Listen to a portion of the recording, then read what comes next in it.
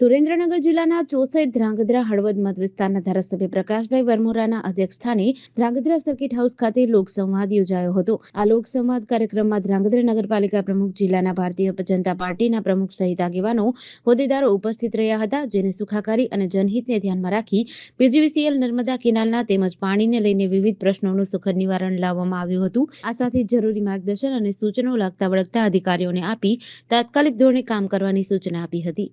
આજે circuit house ખાતે ધ્રાંગધ્રા નગરપાલિકાના પ્રમુખ, તાલુકા પંચાયતના પ્રમુખ, કિસાન મોરચાના સુરેન્દ્રનગર જિલ્લા અધ્યક્ષ નંદલાલભાઈ અને સૌ આગેવાનો ભેગા થઈ અને વિસ્તારના બધા પ્રશ્નોની રજૂઆત સાંભળી અને આ પ્રશ્નોની જરૂરી ખાતાને સોંપી અને એ પ્રશ્નોનું નિરાકરણ લાવ્યા. નર્મદા, પીજીવીસીએલ અને ઘણા બધા પ્રશ્નો હતા, એનું આજે સુખદ નિવારણ લાવ્યા છે. જેડીસી ન્યૂઝ સાથે દિનેશ ગાભા સાથે જયેશકુમાર ઝાલા, ધ્રાંગધ્રા.